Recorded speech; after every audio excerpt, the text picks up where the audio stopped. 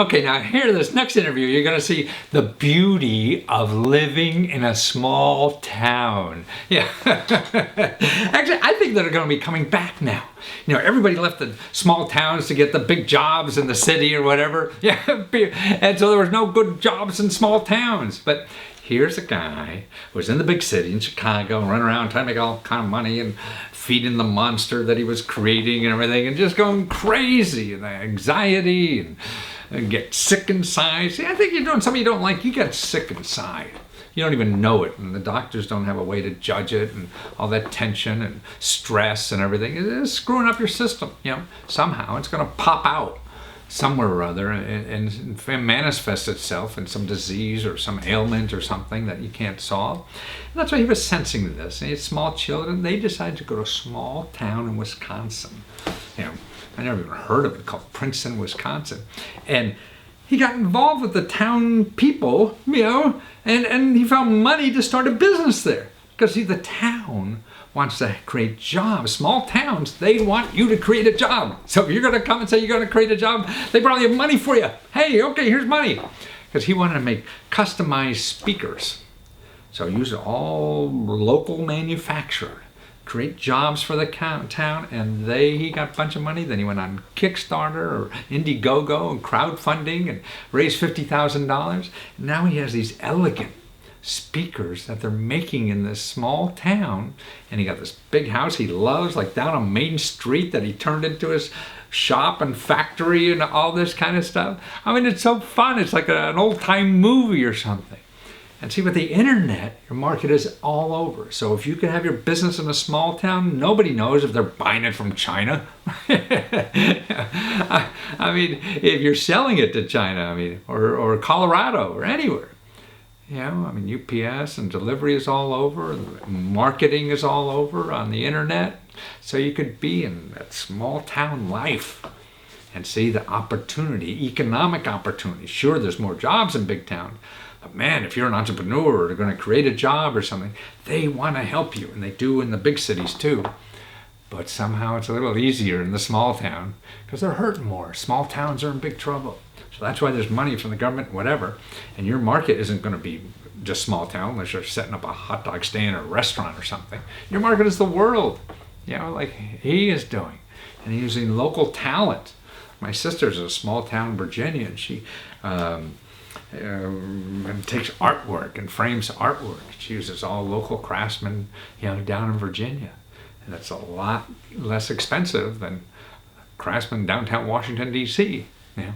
That's why there's a boom, and the internet allows that flexibility and makes everything so close to you, no matter where you are. Now, location, you know, we used to say real estate's location, location, location. Now, location doesn't matter.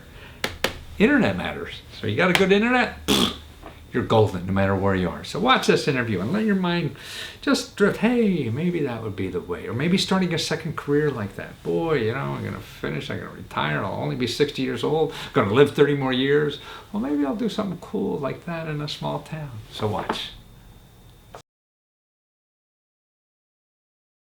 Well, Michael Pellin, Princeton-audio.com. And you, man, are living the dream, man. You were telling me you were a high-priced consultant, you know, in Chicago big time, and getting ulcers because all working with all these, you know, fancy people and everything. And now you moved to a little town in Wisconsin in the middle of nowhere, getting economic development money, or you're starting a store downtown of Princeton, whoever knows where that is. You got money to build the most unique speakers, I think, you know, in the world, aren't they? These speakers. Yeah. Well, why? Where did speakers come from? And by the way, the reason why the government likes you so much, you're creating jobs right there in Wisconsin, aren't you? I'm trying. That's one of the things that we're trying to do here is build the economic development in one of the poorest communities in the state of Wisconsin. Wow.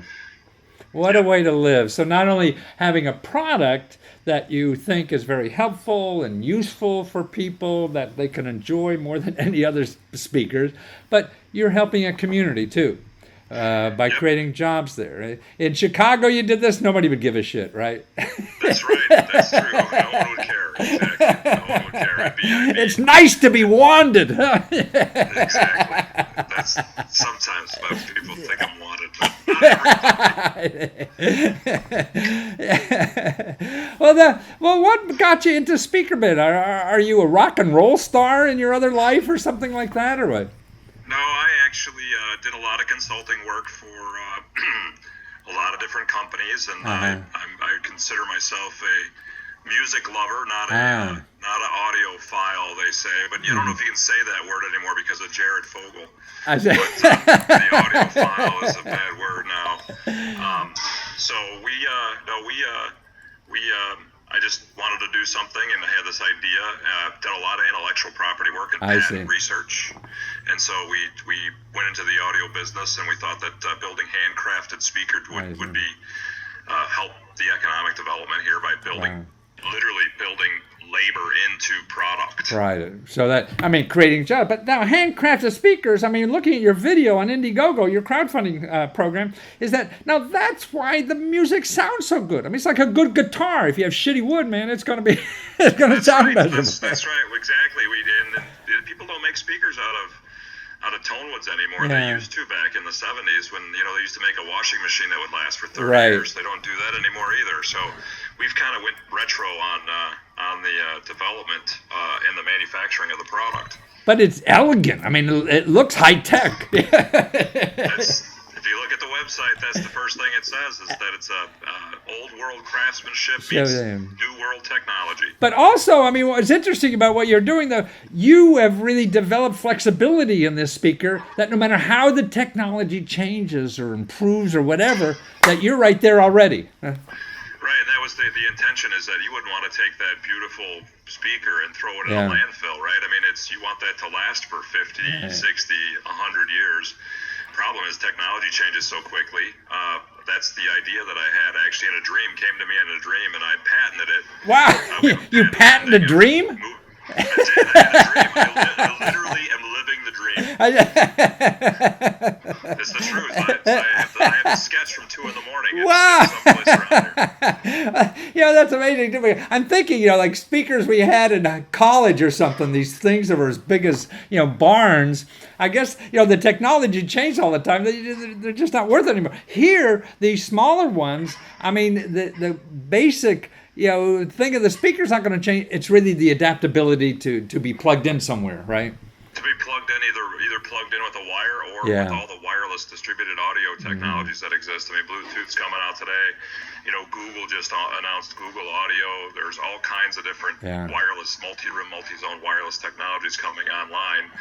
And we wanted to make our speakers would be able to adapt them without having to throw it away or send it in to get it done. So we took the digital interface and moved it externally and filed a patent on it. Wonderful. And actually, because you don't want to throw away, those people you created jobs for up in Princeton, Wisconsin, man, did this with their own sweat, blood, and tears, making this for you. And what's neat about it, such high quality, and it's not, these speakers now, you could spend, so much bloody money. That's why, thank God you're not an audiophile, because it would be... Exactly.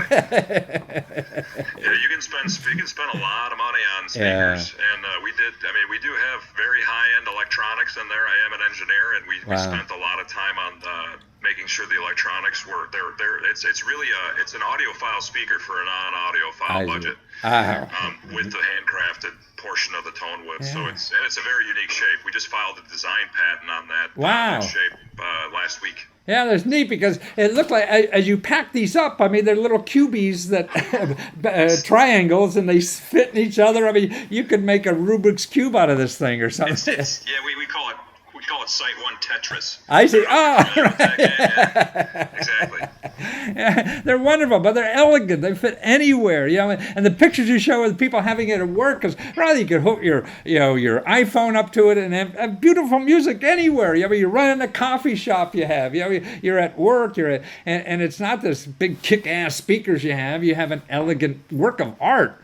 On your desk or whatever it is. Right, and we did.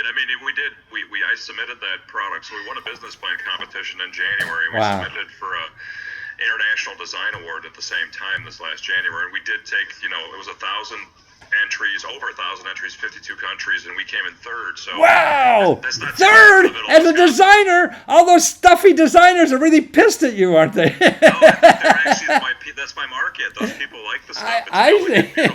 Yeah, but you're not you're not coming out of 18 years of design school or something, No, that's for sure. I got designed that speaker in about 4 hours. No, it's just elegant to be. So now you have a Kickstarter campaign, and not a Kickstarter, but you're on Indiegogo, and it's what's neat about it. I think you're almost ready to ship, aren't you? Yeah, we are. We're going to be shipping probably within the next 4 to 6 weeks. So wow. Holidays. Well, we've got a whole bunch of units here that are in the process of being made up and ready to go. So this is a great Christmas gift then. It is. Yeah, you're going to be there. So everybody should buy one. Because anybody, looking on these crowdfunding sites, you're going to be really lucky if you get it by Christmas. A lot of times they don't ever ship either. I know, right? Let alone ship at all. Exactly. And now you're ready to ship. You're looking at the boxes now, and they're ready to. Actually, I could grab a few. We have quite a few here that are different tone woods that are sitting here ready to be finished and literally finished, like with lacquer and stuffed with electronics and turn into products, put in a box, and shipped out. So you were, I guess, doing well financially, being the consultant, whatever, but your heart wasn't satisfied. It sounds like, or your lifestyle wasn't satisfied either. Well, we talked a little bit. Having a consulting firm, you're constantly basically trying to get bigger and bigger and bigger, and that beast gets bigger and bigger and bigger, and coming up with a lot of ideas for a lot of companies, and those turn into a pile of junk. Right. I figured let me turn it into a pile of junk myself. Exactly. It's more fun doing your own junk. Exactly. I'll blow this thing up myself. No, I've written 100 books and only 10 have made money, but they're all fun, man. Exactly. And that's how you get good. You screw up a lot. You got to get out there and fail. And that's what's. One of my phrases. I use it with my kids all the time. You got to fail your way to success. Yeah, it's the only way. I mean, that's why I learned. My kids taught me that when they were learning to walk. And I'm thinking, they crawl over to the coffee table and pick themselves up, fall on their ass, and then when they get older, I say, don't do that. You're going to fail. Shouldn't. If I said that when they were trying to walk, man, they'd never walk, right? That's right. That's probably true.